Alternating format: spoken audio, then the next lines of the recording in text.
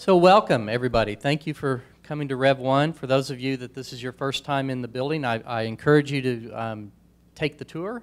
Andrea does a great job, and I think you'll be impressed with the companies that are here in the facility. So my job is to introduce Pete Kight. It's pretty easy job. He is an incredible entrepreneur. We are really fortunate to have him here this evening and share his story.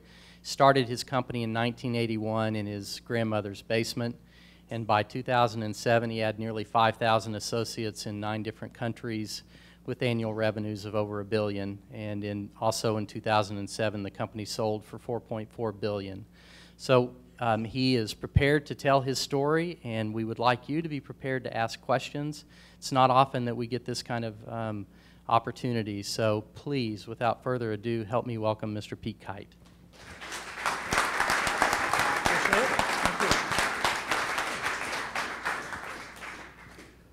Thank you. I appreciate it. It's fun to be back in Columbus. I'm going to apologize a little bit in advance if my voice starts to go.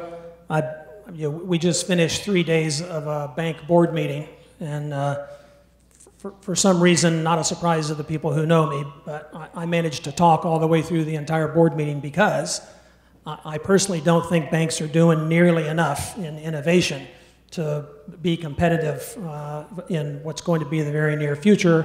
And so, not being one who tends to sit back and keep my opinion to myself, I managed to blow my voice, yelling at these guys for 3 days straight. But we've got the mic, and we'll make do. I thought what I'd do is not really make as much a presentation as just try to give you enough information, a little bit of sort of background on how CheckFree got started, a little bit of background on some of the key areas, the key things that we went through that might have some applicability, and then a few of what I consider to be some of the hard truths about being a leader of a startup, being a CEO of a growing business.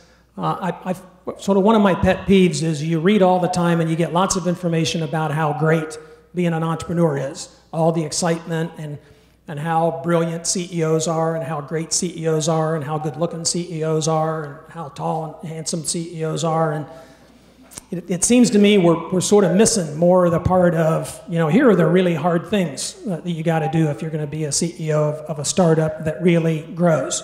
And one of the things that all of us that really are early stage startup CEOs, we all underestimate is how tough growing the business is. You think all you really care about when you're first getting started is just surviving. And it's pretty key. You do have to survive before you can get great.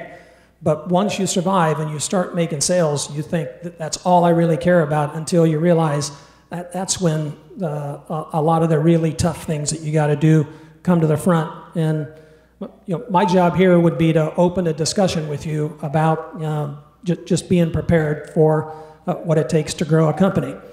But the first thing I want to do is I want to do a level set.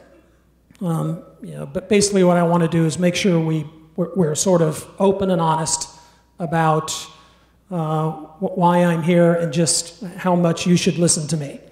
And so I'm going to say on the one side that it's true, I started a business in my grandmother's basement in Worthington, and we ended up growing it, having some success, and selling it for $4.4 billion. So on that side, we have that. On the other side, while we were doing that, I managed to take a call from Peter Thiel, the CEO of PayPal, and he asked me to buy PayPal, and I turned him down. Not once. He called me back a year later and said, we're going to go public. I really don't want to go public. I'd rather sell. You're the perfect owners. I'd like you to buy it. So I'm sitting here speaking to you about being an entrepreneur as the guy who not only turned down buying PayPal once, I turned down buying PayPal twice. So the level set is I had enough success that you should at least listen to me. But on the other hand, I'm not that smart. So you figure out what you want to keep and what you want to let go.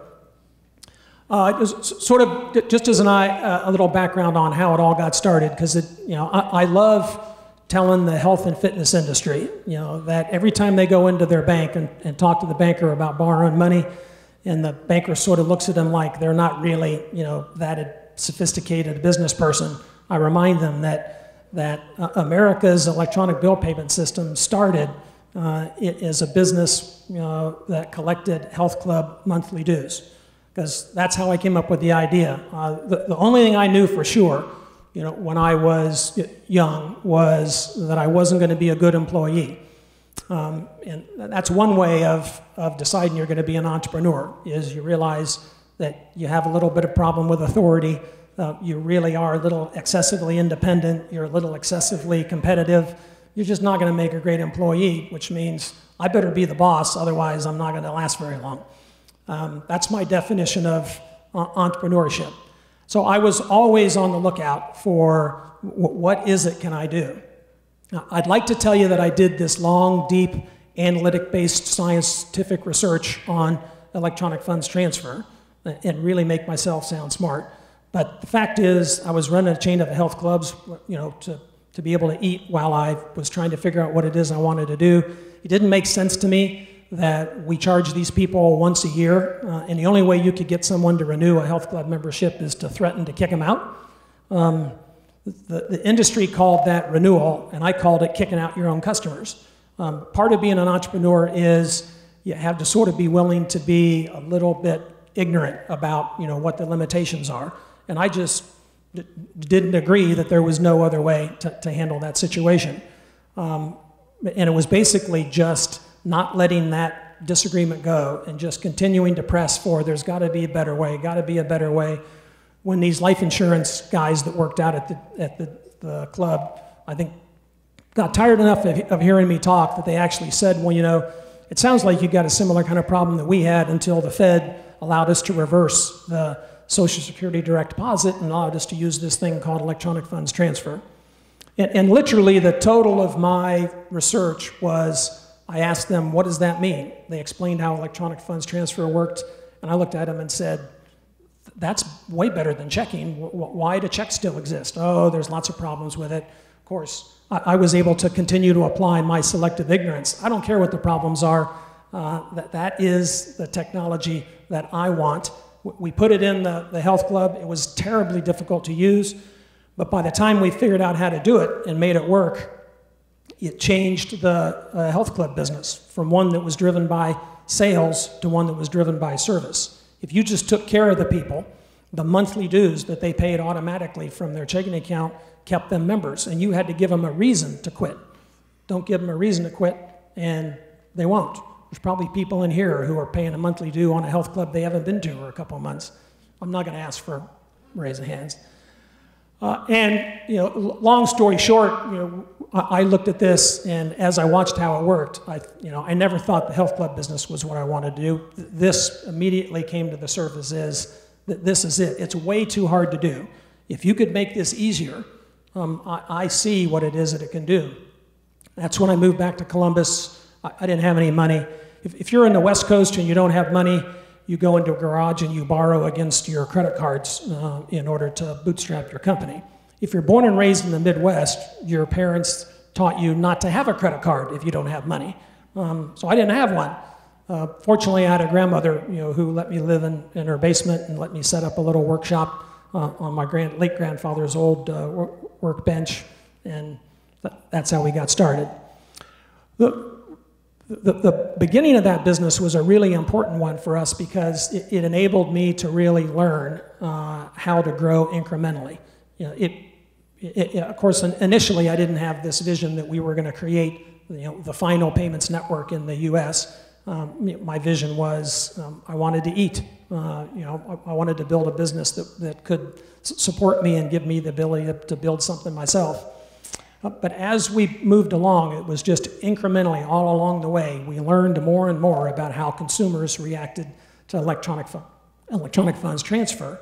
And as we learned more, I began to learn more about the mistake the banks were making. The first thing the banks told me when I asked them if I could do this was consumers won't do it. What we taught ourselves working with the health club industry, because you're face to face with the customer, talking to them when the first time you introduce this idea of an electronically paid bill. I knew from the way we refined the pitch and explained how to do it that the consumer went from, I don't like that idea, to, hey, that sounds convenient and it works for me.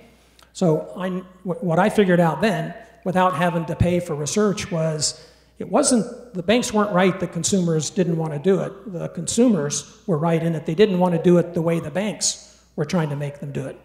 And so from that point on, everything that we did started with the consumer is the end customer. Let's make sure this works for the consumer. And that was really important because, as we learned more about it and we grew it incrementally, we started out just paying one bill. That wasn't that hard to do.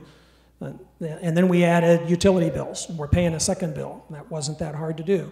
And then, the early incarnations of the internet, these online companies like America Online and CompuServe came up. I met Jeff Wilkins, on a plane, where he was sitting in CompuServe class, which was first class. I was walking to CheckFree class, which is in the back of the plane, and somebody introduced me, and I told what it is we did, and he said, "Oh, come by, because I'm trying to find a better way of collecting the monthly CompuServe usage fee." And that was the beginning of what really became CheckFree. We learned in implementing it at CompuServe that computers were beginning to communicate. And as soon as I saw that process work, we collectively, sort of turned to ourselves and said, digital's going to win. I didn't know the internet was going to be the internet, but I knew these were going to continue to be communicative devices. And we started right then looking at, instead of going out paying one bill at a time, let's give consumer the ability to pay all their bills. We went to the banks and said, we can do this for you. And the banks all said, no thanks. We don't want anything to do with you, and when it's going to be done, we'll do it ourselves. So we went back and built a standalone system that didn't require the banks, but went through the Federal Reserve System. And then we went out to what was at the time called personal financial software, and we linked CheckFree capability into Quicken and managing your money and those. And we went out and we started signing up consumers. This was the second really big benchmark that we discovered. We figured that was going to be, a really great way to market the business because consumers all told us that they hated their banks. And so we were marketing to Quicken, marketing through Manage Your Money. We had our own software. We linked into Yahoo. We were doing it lots of different ways. This was over several years. But what we discovered along the way is while we were growing and things were beginning to go okay, at this stage we were no longer just trying to enable us to eat. We were beginning to think that there was the potential for building a network-efficient payments capability, that this really could be something big. We were bothered by the fact that consumers were saying one thing, that they hated their banks and they loved Quicken and they loved managing your money and they loved their computer, but we weren't seeing them act at a level that we thought was appropriate. So we went back and we realized that our research was flawed. And so we went from what we called light research, which was asking consumers what they would do, and we went to what we call deep research, and that is we put them in a room and we put an offer in front of them, with a computer in there, and we'd say, we're going to give you two ways to pay your bills. You can pay your bills online with Quicken.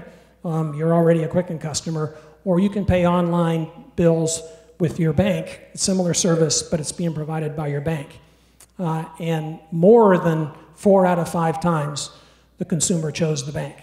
What we learned was there's a difference between saying you hate your bank and who you trust with your money. And the issue, what it really came down to was consumers didn't really like their bank because, let's face it, it's not exciting. It's, the only time you really notice them is when something goes wrong or they make you wait too long. But at the end of the day, do you trust someone else, a technology company, with your money? And the fact is, deep down inside, still true today, even after all that we've been through with the banking industry, that the consumers trust their banks 4-fold more than they trust the next financial services available. So we pivoted, and at that stage, we had so many consumers paying bills via CheckFree that most banks that we went to, we could point out that we had more people on CheckFree than they had on their own home banking systems, where they didn't even offer bill pay, but they just let people look at their balances. And we slowly began to convince the banks that they should let us do this in their name.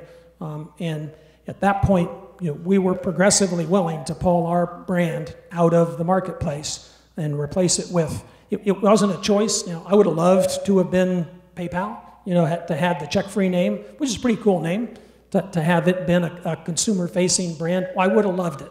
I absolutely would have loved it. It was not easy to pull the trigger, on that decision that if the banks would sign up with us, we would pull back the consumer brand, out of the marketplace. And as we got closer and closer to signing up the bigger banks, it was pretty clear that we were going to be required to do that.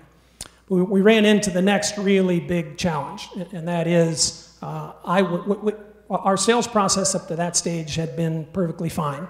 I was able to develop a sales force that could sell health clubs and utilities and CompuServe and America Online, that sort of thing. We developed a sales and marketing capability to sell consumers, on electronic bill payment. No mean feat, given that we were inventing something people didn't ask us for, and we were solving a problem they didn't know that was a problem.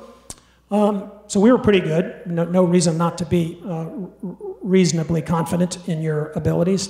And then we ran into trying to sell banks. And I can tell you, I was woefully unprepared for that. There's a huge difference between selling a health club or selling a business where you're dealing with a single decision maker and where trust isn't at the root of everything it is that they do. And trying to sell a bank, which to this day is still the standard of the last great political bureaucracies. And we, quite frankly, were not very good. A big challenge that I had, this one just was sort of related in what Business First was writing about the other day that ultimately led to us moving out of Columbus, is, I found a guy, that I knew could help us. He was the guy that could help us with our culture, with the right culture, which had to be, really, really high standard. I'm a big believer that culture is a driver of business. And finding a sales leader who could build what I call a hunter-killer sales force, at that really high level of culture, they aren't easy to find. I found this guy. It took me 2 years to convince that guy to leave New Jersey, of all places, and move to Columbus.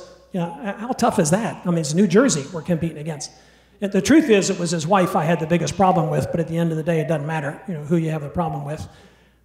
Guy's name is Mark Phelan. Some of you guys may know him. He's still around town. And the truth is, he still lives here, and you can't pry his wife out of Columbus with a crowbar. Do I get any credit for that? Hell no, But she would not move, didn't like Columbus, thought it was a cow town. It took me 2 years to get him to move here. He got here, we finally convinced him, and we built a hunter-killer sales force. And matching that, and we started signing up the banks right and left. As we matched that, we matched it, it matched along with what we had was a very driven culture of innovation. The banks were telling us they didn't want us to do this. They didn't want us to improve it. I mean, the banks at that stage just wanted the internet to go away. It was nothing but a threat of disintermediation to them. And they're our customers that we're selling, our services through. It's an interesting situation. But what we figured out again was customer comes first. And we drove and drove and drove. What does the consumer want? What does the consumer want? And we figured out, as long as we gave the consumer what they wanted, the bank couldn't stop us. Even though they're the ones paying us, and as they're paying us, they're telling us, stop doing this, stop improving it, quit adding these capabilities, and we just kept betting on the fact that as long as the consumer wanted it, and as we're doing it, we felt good about it because the banks were scared to death of Microsoft and Yahoo and Intuit and all these guys, and what we knew was, we knew how sticky the consumer was with the bank as long as the bank gave them the minimum of what it is they wanted. So even as the banks are fighting us, we're saving them. Even as they're paying us, they're trying to stop the business. Is an interesting period. Mark, built this super sales force, and in the course of 7 years, we sold the market. it was an amazing run. We had a really great time with it. The banking industry isn't the easiest to work with. There are other businesses that I would, other industries I'd recommend you use as an entry into a marketplace with an innovative idea. Although at the end of the day, I think that the banking industry is going to have to get pretty innovative. We had a great run with it. We had another interesting point where we all of a sudden realized that we had sold the market.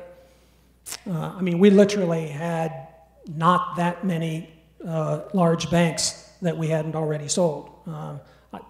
I still just don't have I can't make myself talk about market share out loud because I think the antitrust cops will show up somewhere and take back what it is that we did. But we had very significant market share. We sold the market, and it was actually a problem because we had this hunter-killer sales force, and we didn't have enough for them to do. So they started selling, upgrades and with the same hunter-killer. Hunter-killers kill and hunt. That's what they do.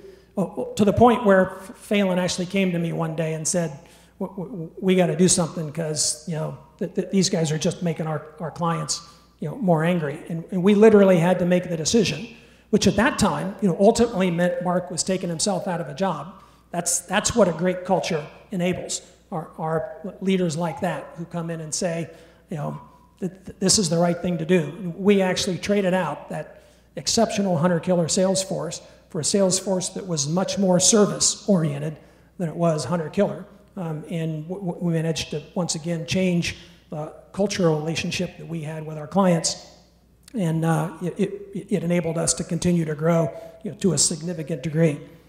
It's the kind of thing that along the way, though, you still can't imagine the kinds of complexities that get thrown in your way. So just after we really began to really make the banking system sing, we ran into the significant, unexpected complexity that the banking industry went from wanting us to stop this to realizing it wasn't going to stop, the internet wasn't going to go away.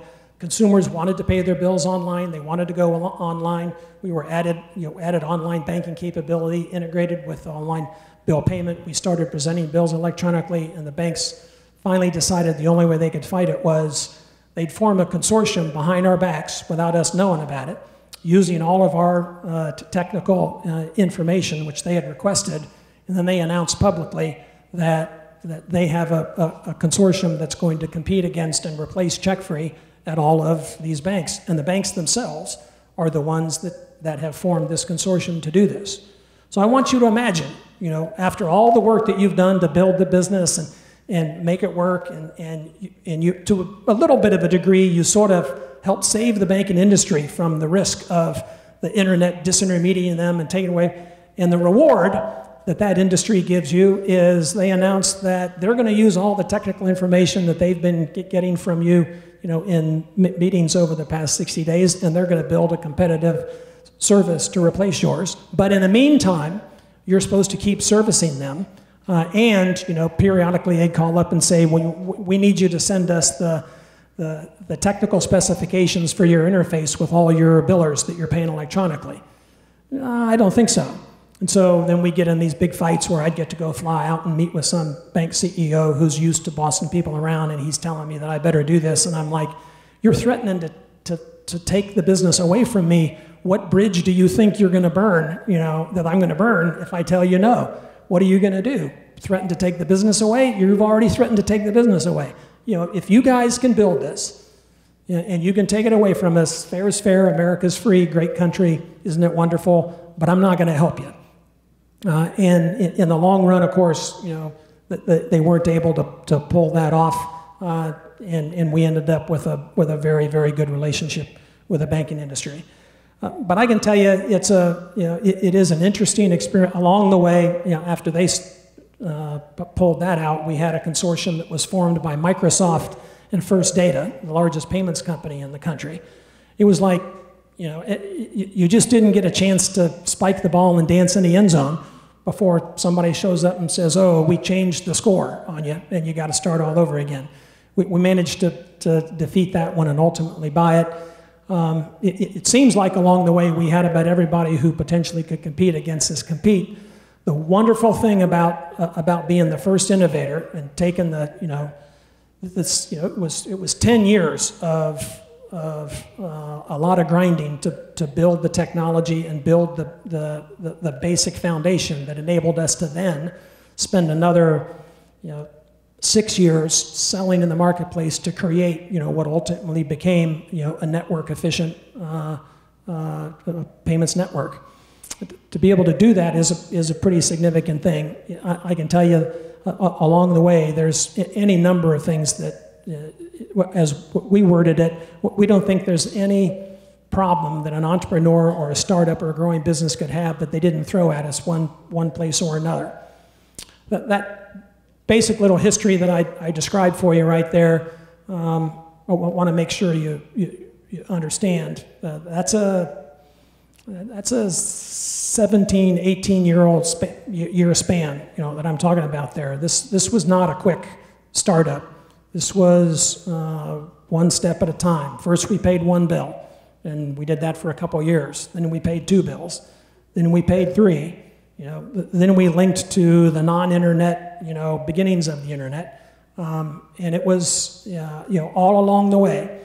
I can assure you, one of the things that entrepreneurial CEOs don't admit to you that I will is I was scared the whole damn time. There wasn't a night that I didn't go to bed. We lost money for quite a while, and this was before venture capital. A, they weren't investing in things like this, and B, if they were, they weren't investing in Columbus, Ohio for it. So, we were just bootstrapping everything all along the way. And every night, my job was to be confident during the day, but at night, even a wife right beside you, at the end of the day, when you're the founding CEO, you're alone. And there wasn't a night that you didn't have to I didn't have to ask myself at some point, am I missing something? Are we really right? Is this really going to work? And I'm not even going to admit how long after we really started signing up the banks, the efficiency of the network started to kick in. When a network kicks in and the efficiency works, it works wonderfully. And this network started creating significant cash flow. I'm not even going to tell you how many years it took me to sort of teach myself to slowly step down from you don't have to go to bed worried tonight. You can relax, if not completely, you can relax at least a little bit. A couple of the things that we had to manage along the way that I think are really pretty common in terms of once you begin to get traction in an entrepreneurial organization.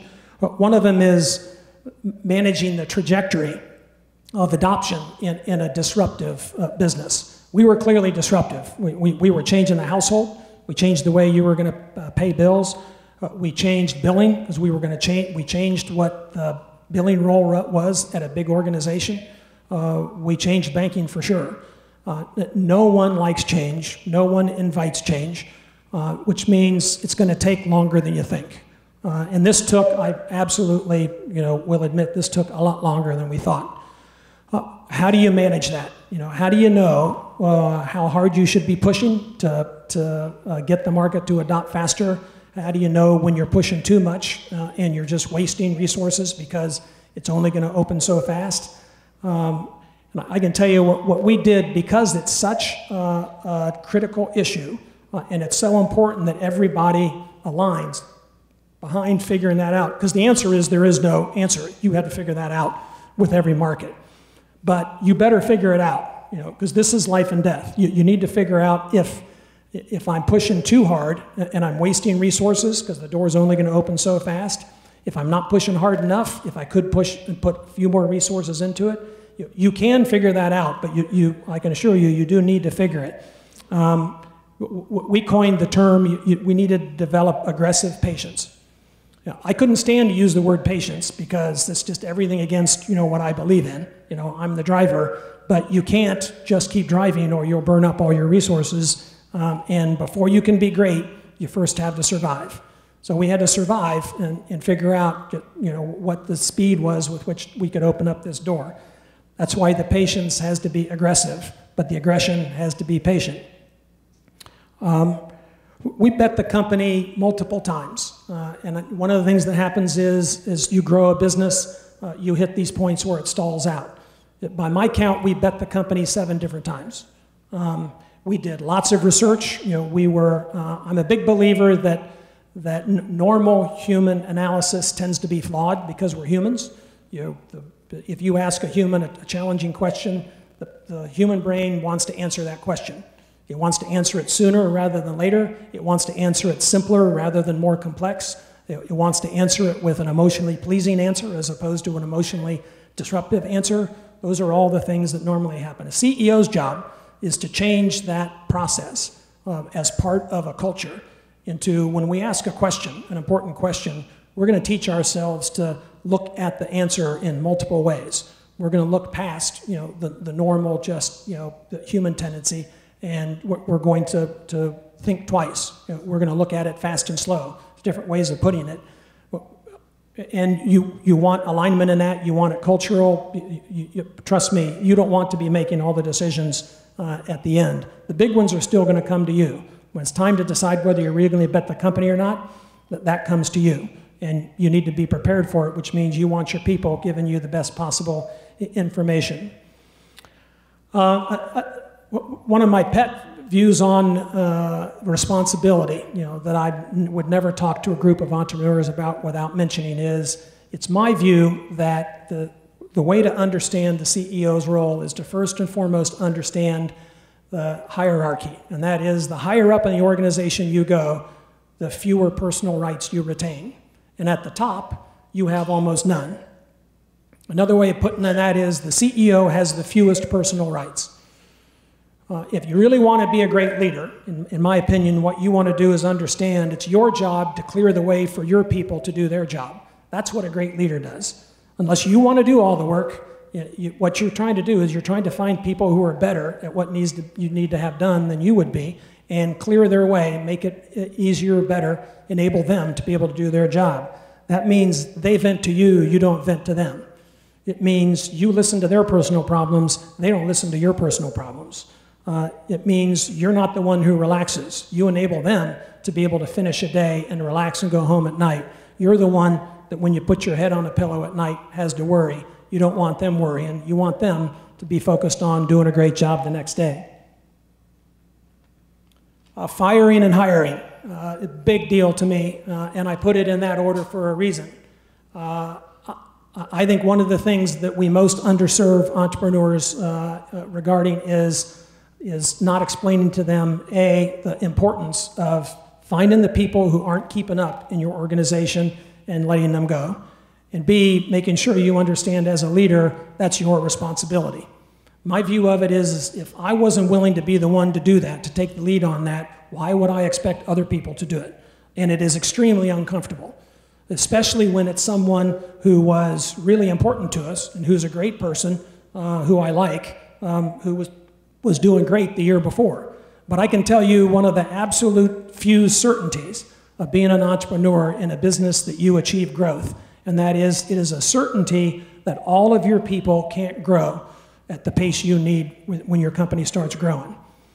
And based on that certainty, if you aren't willing to teach your company to find those people and take them out, then who do you think will? How are you going to have a culture of real achievement, of a high level of achievement?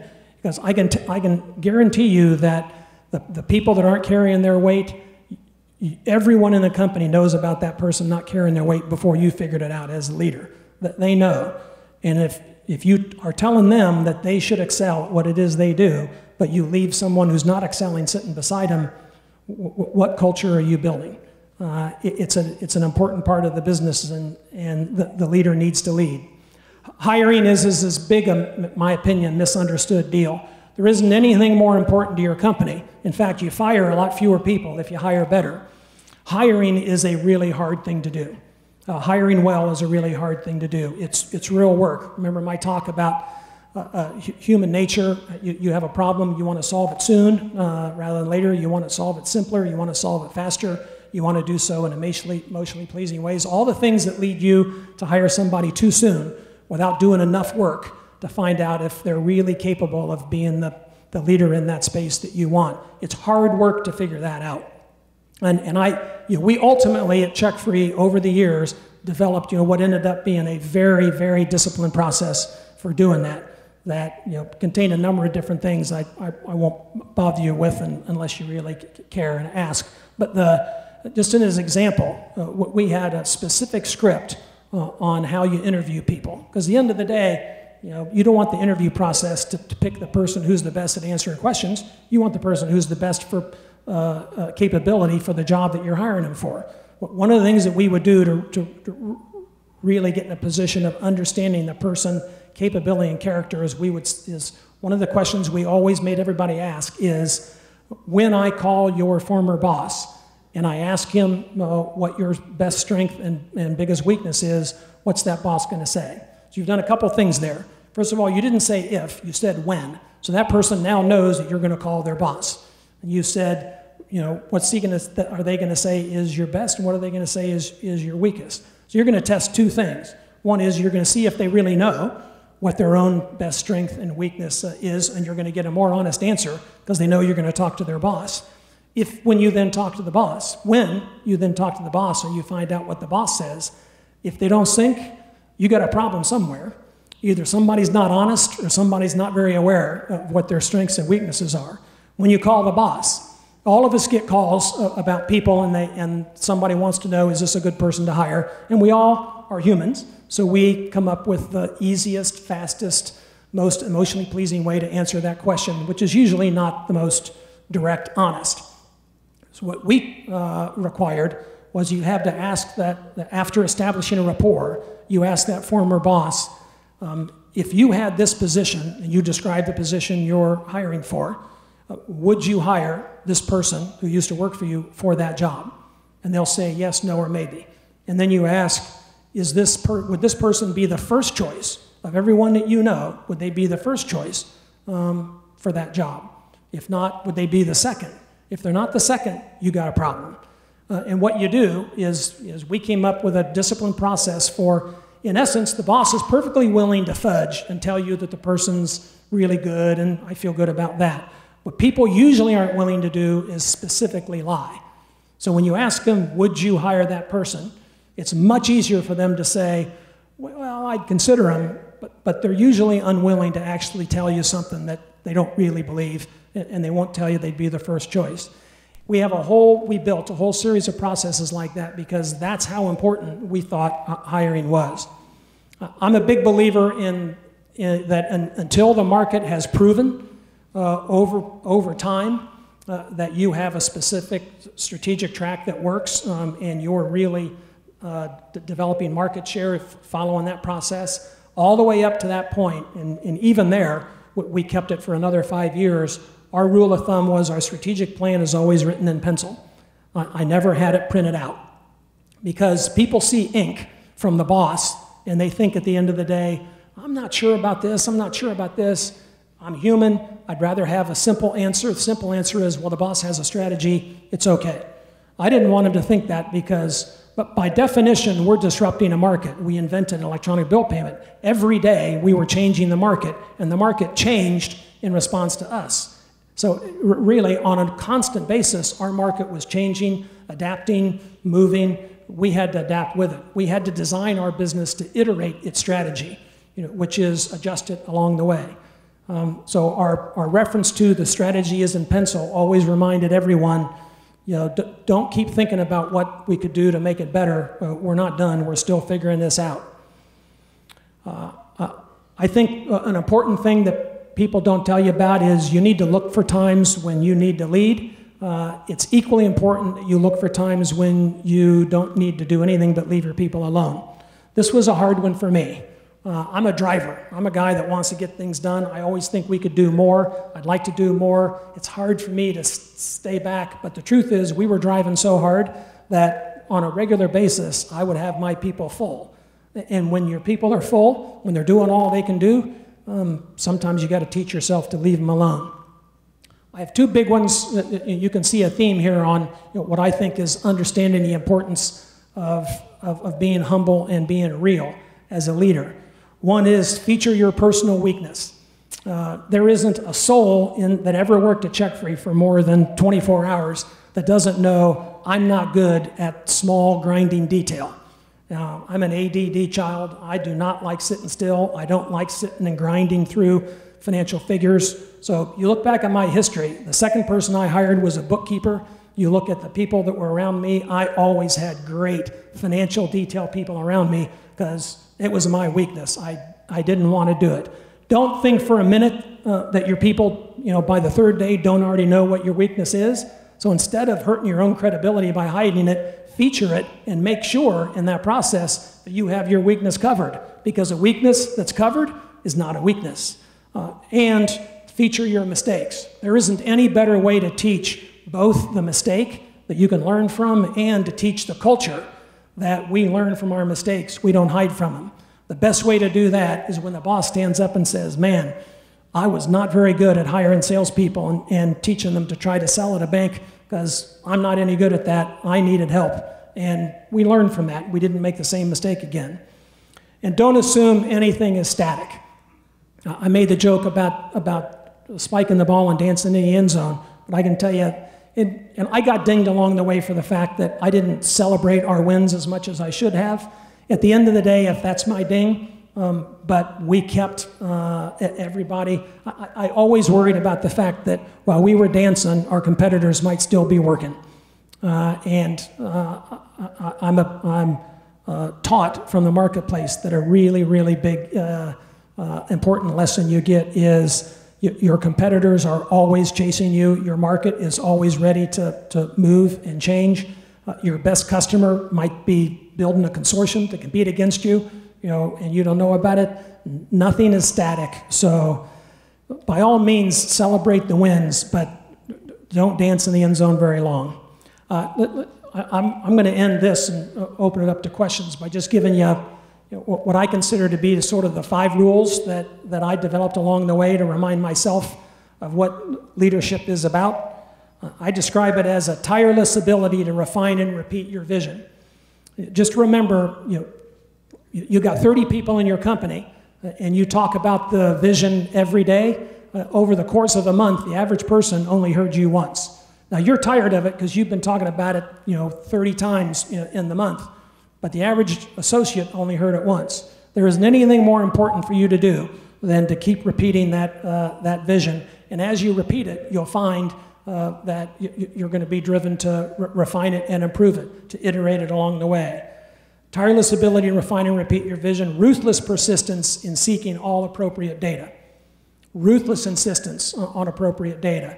The average question gets answered way too quickly off the seat of the pants. Build a culture that ruthlessly seeks the more accurate data. Fearless objectivity in evaluating strength and weakness. This is going to be all about your culture. You need to be absolutely fearlessly objective in strengths and weaknesses. I don't care how much you like the person. I don't care what they did last year. This is everything. If you aren't fearlessly objective, how do you expect your other people to learn to be so? And it includes yourself. Relentless sense of urgency. At the end of the day, early in the morning and the end of the day, and every hour in between, you have the least personal rights, which means you don't get to relax. You get to drive them, excite them, so that they can relax on the way home. It is your job to be relentless in driving a sense of urgency, and in the end, an endless commitment to build the right culture. Not heroics, and you're all dependent upon heroics, in the early startup days. We all did. A really, really important change is you aren't going to have sustainable growth unless you figure out how to swap the heroics of getting everybody to do whatever has to be done, and you swap that for a culture that develops a discipline and ability to lead and get things done without you being in the room. That's just a quick background. Yeah, thank you. Let me lead off the questions here. So you're obviously a pioneer in the fintech industry. So what's your prediction of the future of financial technology? So this is like just between us, right? So I think that the banking industry is walking into a death trap. So what we hear all the time is branch usage hasn't dropped nearly as much as people predicted. And yes, lots of people are banking mobile, but branch hasn't dropped nearly as much as people expected. When we talk to people, they tell us that they like the branches, they like our people, and we have the nicest tellers and all that kind of stuff. And you keep hearing all that and hearing all that. The problem is what the banking industry is doing is they're looking for that inflection point. They know that this is going to change and that digital is coming, but they're looking for the inflection point. And the fact is, if you look out throughout history, the only time you ever see the inflection point is in the rearview mirror. It's the only time you ever see it. The banking industry, the whole time CheckFree was building this business, if you think about it, there's no way that some college dropout should have been able to found CheckFree and take away from the bank the last great payments network. How did they let us do that? They kept all along the way telling themselves that consumers didn't really want to do this, a small company couldn't really do it. They waited and they said, as soon as we see the consumers really want to do this, we'll step in. Well, by the time they stepped in with that effort, we were too strong, and we beat them back because they were waiting for the inflection point, and they're doing it again. So I think they're getting ready. They know ultimately that banking is just data. I mean, financial services is just data. And there isn't a business you can come up with that's more obviously going to be digital than all of banking. But right now, consumers don't care enough to really demand that change out of the financial institutions. But when it comes, it's going to come not in a taper, it's going to come in a cliff. And I don't think we're actually very far away from it. Quite frankly, I'm not sure that the traditional banking industry doesn't deserve it. So I got two facts for you that is why I get so angry with the banking industry. Not just that from an entrepreneurial standpoint of I think they should be serving us better digitally, but from a standpoint as an American and as a citizen. So 41% of white males with a high school education, 41% of the United States white males that have a high school education do not have a job today, right now, 41%. And the statistic I was given to that, they purposely carved out any cultural disadvantage or whatever. They just focused in on, look, this is not an area of the United States that the average American was really aware is in this kind of situation, and that number is headed straight up. It's a really significant issue. Fewer than 25% of households in the United States have the available cash right now to handle a $500 emergency. Now, I'm telling you, the banking industry should be ashamed of that. I know from the data that flowed through CheckFree systems that every bank in this country has the ability to look at the data that flows through a household account and has the ability to provide predictive services that advise the household on how to manage their finances better at a lower cost that would make the bank more profitable than they are today. It's a win-win-win. So why the hell don't you do it? And the answer is political bureaucracies are slow. Let's throw it to the audience. Questions?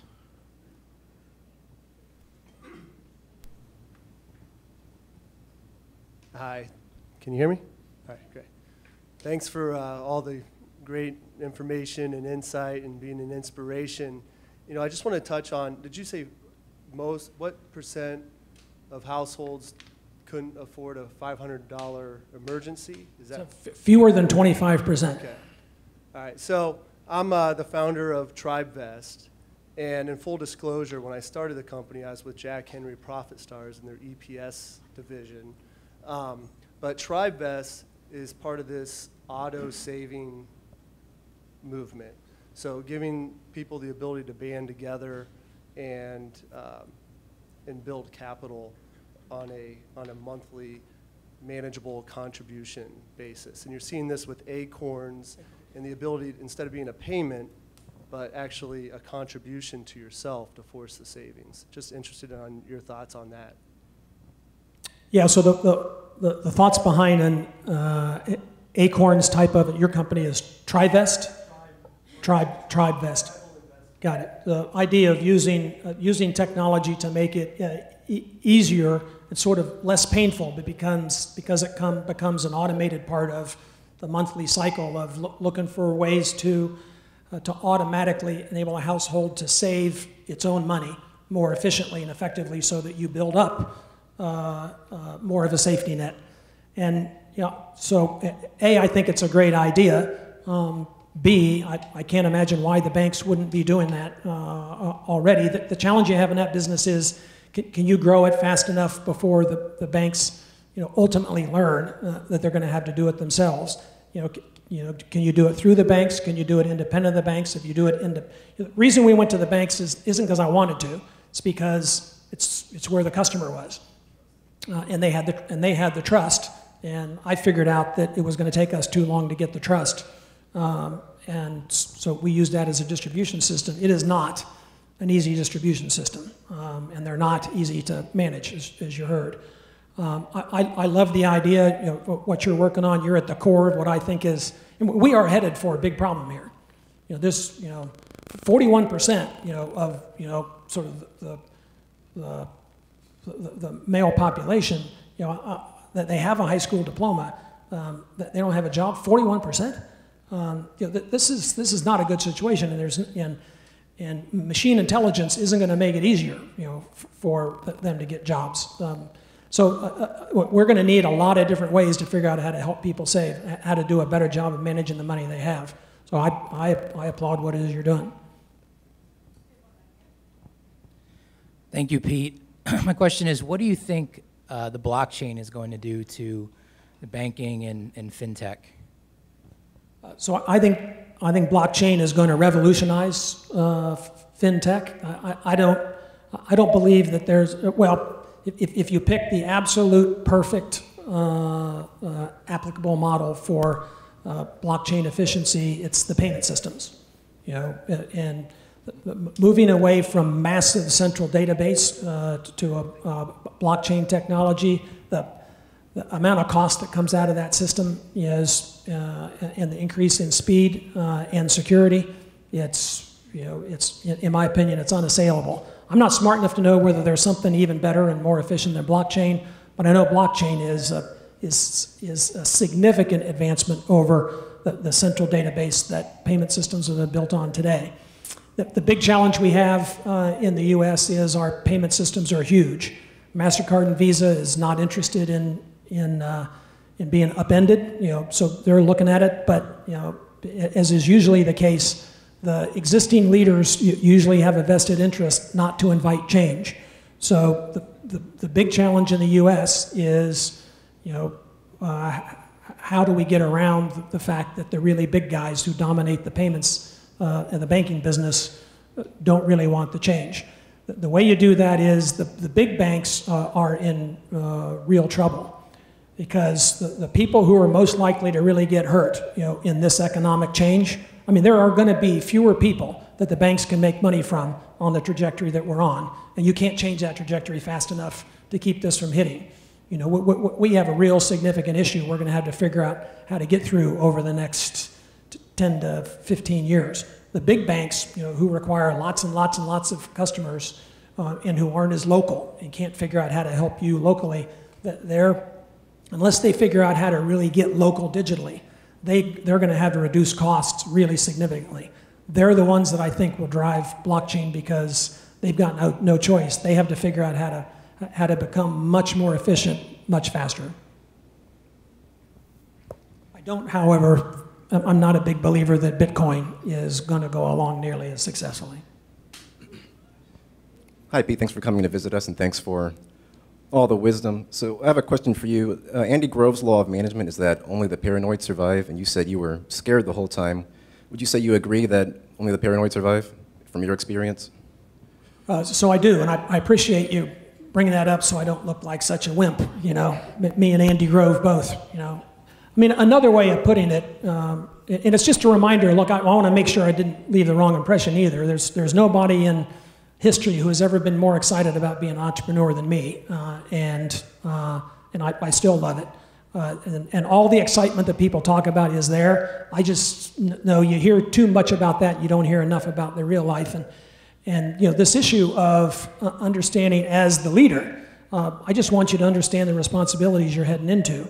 They're not that big when you're just bootstrapping because everybody's just trying to do what they can do to get off the ground. But once you start growing, you're going to step into real responsibility. And at the end of the day, when everybody else drives home, it's their job to drive home knowing that they've got the right leader behind them. As the leader, and this was my trigger, every time I got to my car at the end of the day, that door clinking shut was my reminder to think about what I'd missed. All right, what did I miss today? Did I do the right things? Am I moving fast enough? Am I moving too fast? The whole drive home was my second guess. I wanted to get that out of the way so I could be with the kids and they weren't wondering why Dad was so grumpy and all that kind of stuff. But in my view, and I'm sure there are leaders who could do who didn't have to do that, and that they were better than me. But in my view, that was my job. My job was to be thinking about it all the time. My job was to constantly be challenging. I'm the one that put everybody in this direction. I'm the one that told them they should get on board and dedicate their households to what we were doing. That's a real responsibility to me. And I needed them to relax because I wanted them to work the next day. I believe my job was to be paranoid. That comes with a role. Moses?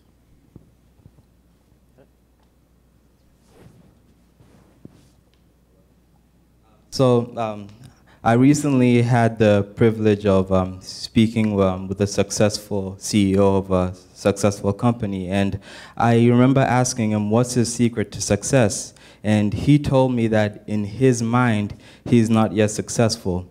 So that was a real eye-opener for me, because to me he was successful, but in his mind he was not. So I would like to know from you, with all you have accomplished in your career, are you content with that, or in your mind, are you not yet successful? Well, I should have bought PayPal. So that's really an amazing question, because this is something that still kind of amazes me. I guess at the end of the day, once born in the Midwest, always born in the Midwest.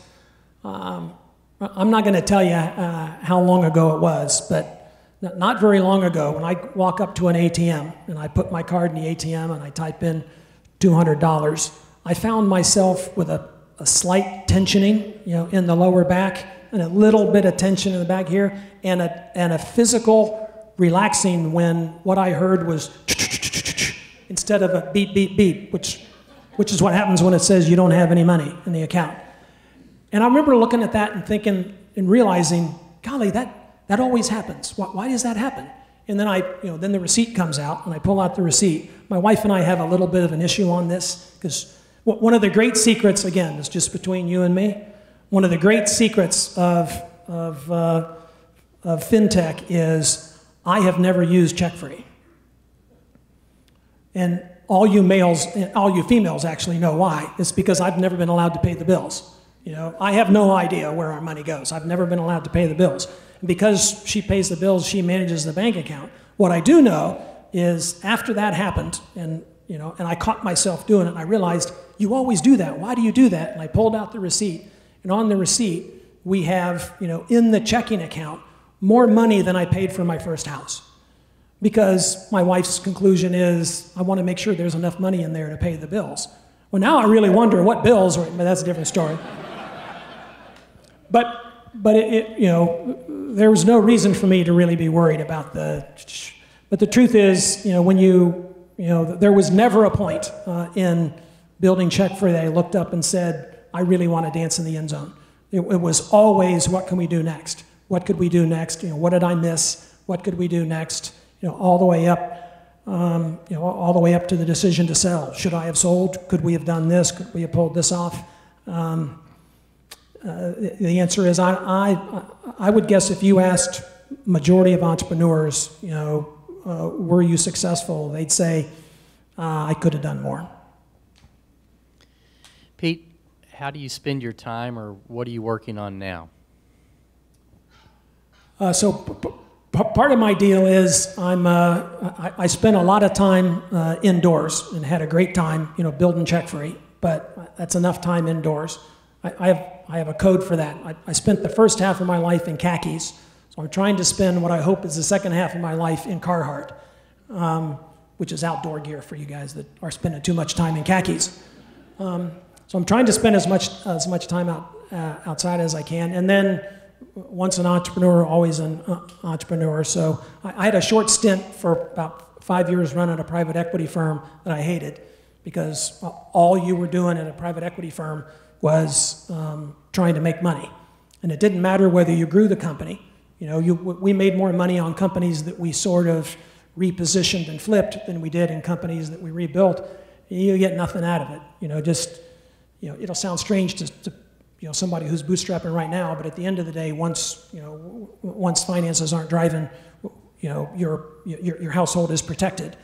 They become digits on a piece of paper, and what did I care whether the digits changed or not? I found, of course, it's not a surprise, I cared so much more about building businesses, about building cultures, about working with people who wanted to change the world, that I sold a private equity firm and I aligned with and I also learned that I didn't want to run the firm. I just wanted to work with the companies. And so I aligned with a good friend of mine that I helped found a venture capital firm called Commerce Ventures. And he does all the hard work of running all the back end of the business. He and I look at deals together, and if he invests, I usually co-invest alongside him. And we work together investing in both fintech and sort of disruptive tech. Well, thank you so much for your time. This has been a terrific afternoon. We appreciate your passion, and thank you for continuing to spend time in Columbus. So let's give a big hand.